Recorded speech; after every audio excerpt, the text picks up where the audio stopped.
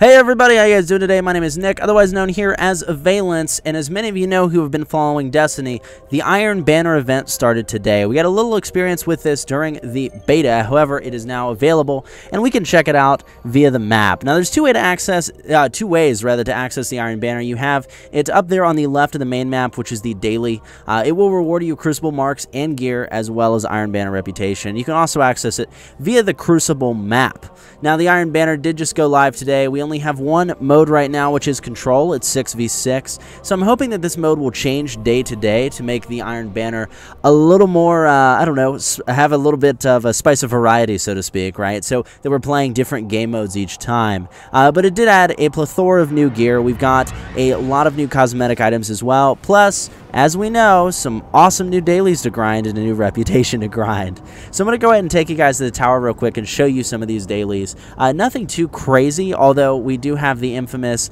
get 50 kills with an Iron Banner class item, shader, and emblem equipped, which none of us have yet. So I'm really hoping that they fix this a little later down the line in a patch perhaps.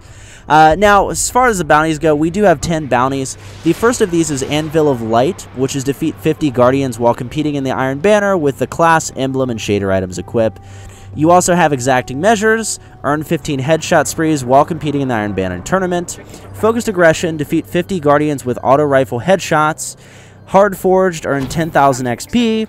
Heavy Metal, earn 15 machine gun sprees while competing in the tournament. Iron Embrace, defeat 20 Guardians with close quarters melee combat.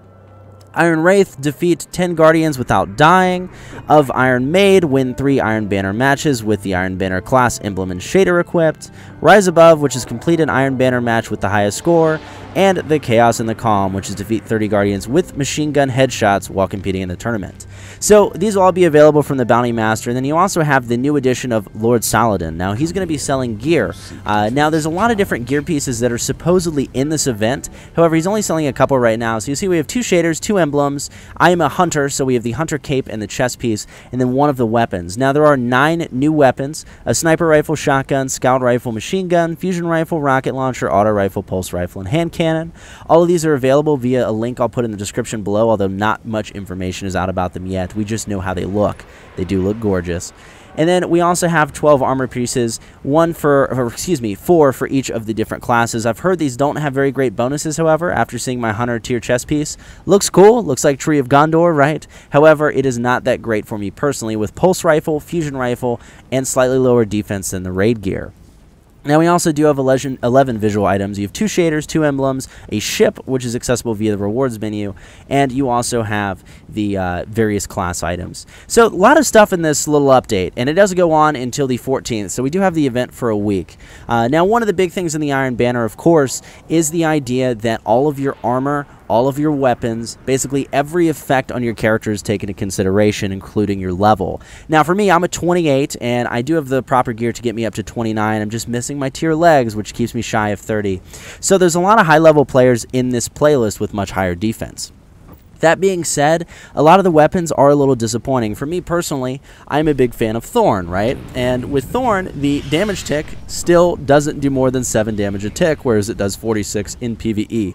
So I'm a little disappointed by this because Thorn still hits just as hard as it hits, right, with my fully upgraded hand cannon in regular PvP. So we'll go ahead and show you a little bit of it while I'm talking about this. I did end up going with Suros Regime. I do not have it fully upgraded, but you will notice there's a significant difference. If I'm a level 28 and I go up against a level 26 of the same class with essentially the same skill set, I will win based on the damage, if it's just going flat out damage. So there is an additional damage, and you can definitely tell that it's a little more based in the gear circumstance. One thing I noticed that was having a huge effect was the elemental effects. Now, this was very true for the Voidwalker Warlocks and the Sunsinger Warlocks who have the AoE grenades. They were taking down my health so fast I couldn't even count, and especially when they have various abilities buffed up, it does show. Now, the Titan Bubble Shield is also extremely useful in this game mode, especially when you're controlling different territories because of that instant regen. I was able to take out multiple people with melee attacks with many of my buddies' Titan Bubble Shields. Now, I have only played for about 2 hours. I will be doing a live event on my Twitch page tonight. If you guys are interested, I'll include the link in the description below this video. Checking out the Iron Banner with a full team, but actually I played with a bunch of randoms, and it was a pretty smooth sailing experience. You can definitely tell that a lot of players who are very into the game and very good at the game are focused on the Iron Banner, whereas many others are focused on the PvE or the Crucible still. It does have a gear restriction.